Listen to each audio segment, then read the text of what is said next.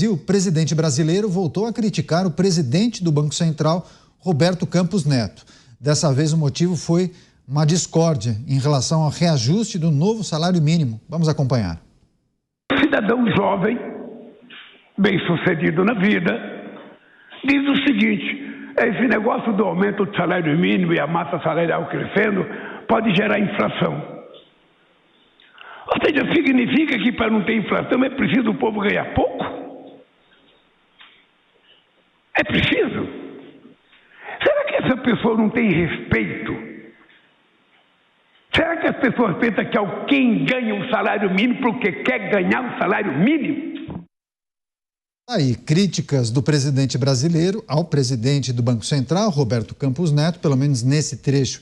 Ele não menciona o nome do presidente do Banco Central, mas, enfim, a questão que envolve o reajuste do salário mínimo, uma discórdia. Cada um pensa de uma forma. Delegado Palumbo, a gente, ao longo desse último 1 ano e meio, pudemos acompanhar muitas críticas do presidente do país ao presidente do Banco Central. Muitas vezes ele menciona o presidente do Banco Central, até falando aquele lá, enfim, ele evita falar o nome de Roberto Campos Neto. Falta respeito, muitas vezes, na maneira Sim. como ele se refere ao presidente do Banco Central? Sim, total falta de respeito.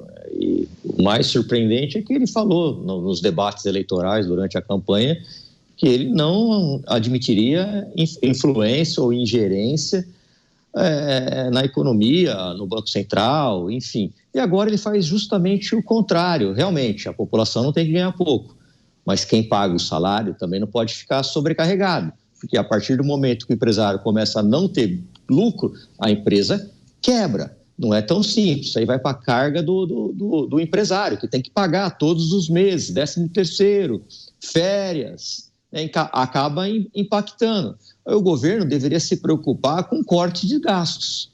Com corte de gastos, pensar em diminuir ministérios, diminuir viagens, enfim. Esses gastos que a gente vê todos os dias, sem pé nem cabeça, aí, com diárias de R$71 mil, sofá de R$60 mil.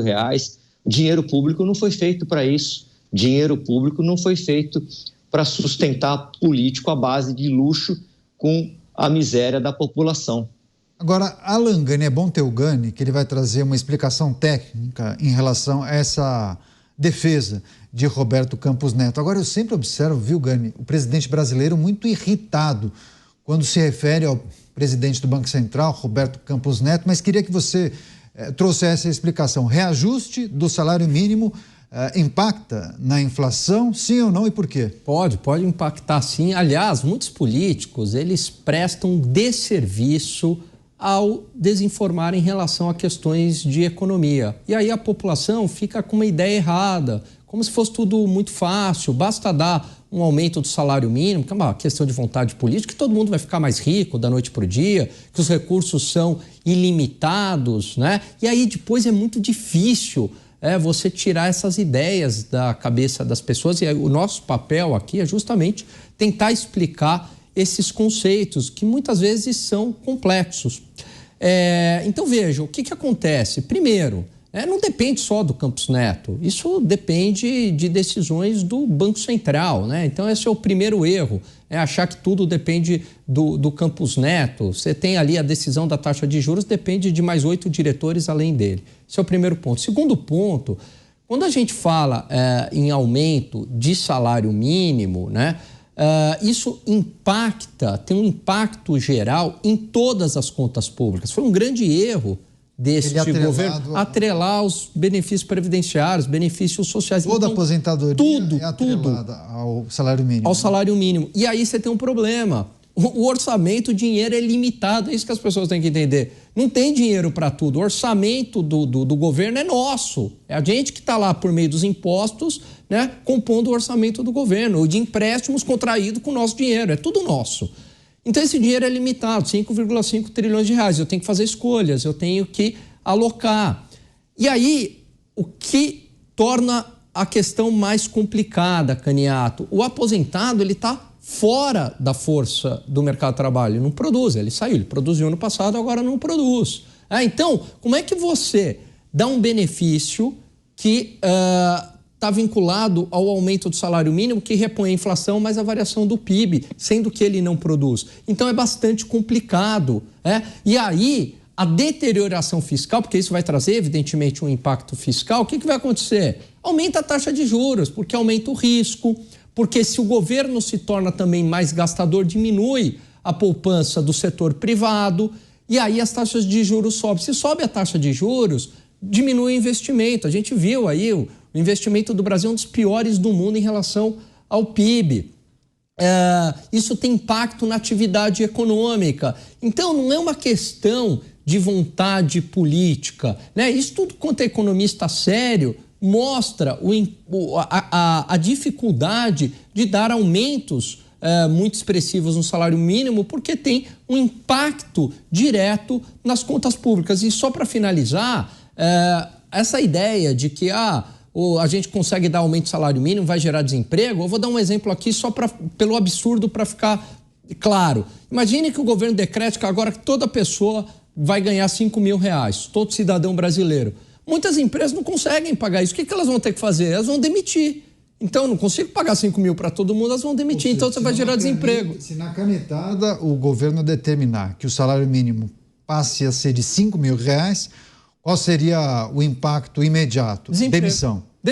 Desemprego. Então, por isso que tem teoria econômica que mostra que o salário mínimo, né, quando você dá um aumento do salário mínimo acima do nível, o salário de equilíbrio da sociedade, o salário médio de equilíbrio, que não dá para estimar, se você der um aumento do salário mínimo, você pode gerar desemprego. Então, na verdade, o que faz enriquecer as pessoas, na verdade, é o aumento da produtividade, é aumento da atividade econômica, as empresas demandando mais mão de obra. Ao demandar mais mão de obra, o preço da mão de obra naturalmente vai subir. Pega o exemplo da China. Houve um encarecimento da mão de obra ao longo dos anos. Ainda é barata? comparativamente ao mundo, mas comparativamente à sua história, né, recente, há 30 anos atrás, a mão de obra encareceu. Por que encareceu? Porque teve livre mercado lá, porque entrou livre mercado, porque entrou empresa, porque houve aumento da demanda por mão de obra, porque houve menos Estado, aumento da produtividade. Estou falando no setor econômico, né? Em relação... Não, pois não. Não, e aí, na verdade, o que vai tirar pessoas da pobreza não é o aumento na caneta do salário mínimo, é o aumento da atividade econômica do país. Isso tem tudo a ver com o setor privado. Agora, falar em salário mínimo, como acontece? Qual é o regramento para outras nações, outros países? Trata-se de é mais um conceito, uma orientação de que é recomendável que pague pelo menos aquilo para os trabalhadores. E as aposentadorias em outros países também, elas estão atreladas àquele indicativo de salário mínimo ou não? Não, desvinculado, né? Isso, aliás, foi um retrocesso, porque essa indexação novamente, aposentadorias, benefícios sociais, etc., ao salário mínimo foi colocada por esse governo, né? Anteriormente, desde o governo Temer, acabou com isso, porque senão a conta não fecha. Não é porque o governante tem mau coração. Você pode fazer isso agora. Vamos imaginar, né, que este governo permaneça aí por 20 anos, tá certo? Porque eles vão ter que fazer esse ajuste. Imagine isso, não vai ser um outro governo que vai ter que fazer o ajuste. O dinheiro acaba. Então, em algum momento, a população fica feliz agora. Nossa, caramba, estou tendo aqui um aumento do salário mínimo, né? Só que lá na frente, não vai ter dinheiro para pagar todo mundo. E aí, o que eles vão ter que fazer? Um ajuste. É que o que ocorre no Brasil? Geralmente, os governos mais à esquerda, os governos de esquerda, eles fazem lá suas políticas populistas, né? São conceitos econômicos complexos por trás disso. A população fala, nossa, que governo benevolente, que legal, tal.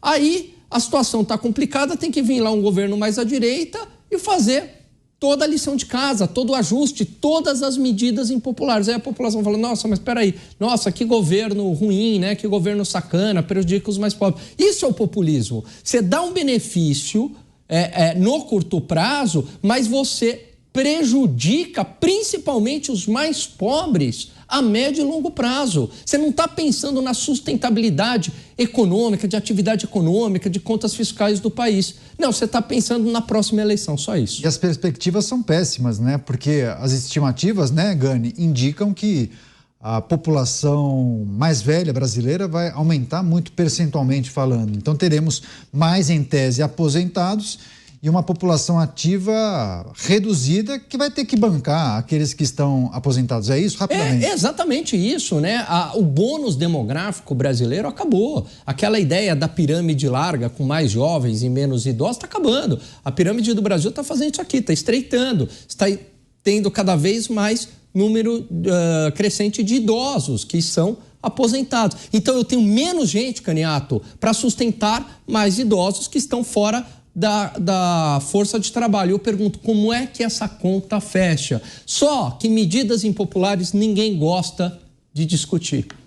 Fechar esse assunto com o Luiz Felipe Dávila. Tá tudo bem com a câmera, né? A gente ficou preocupado, parecia uma cena de um filme found footage. Conta pra gente, só para fechar, as críticas do presidente brasileiro a Campos Neto em relação à questão que envolve reajuste do salário mínimo e o impacto na inflação.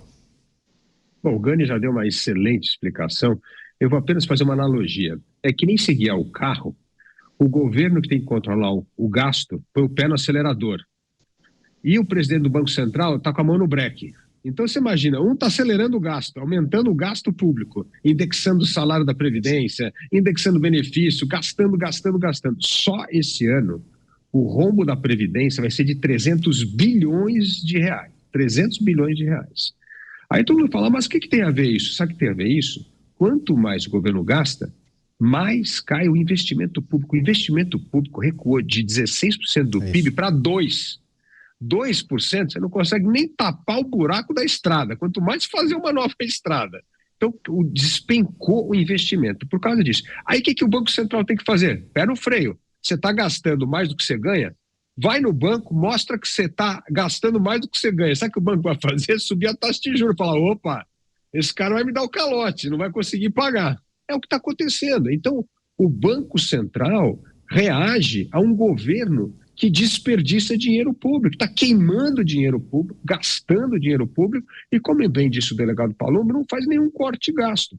Aí o que o Banco Central tem que fazer? Pé no freio. Por quê? Porque se não sobe o juro, a inflação dispara.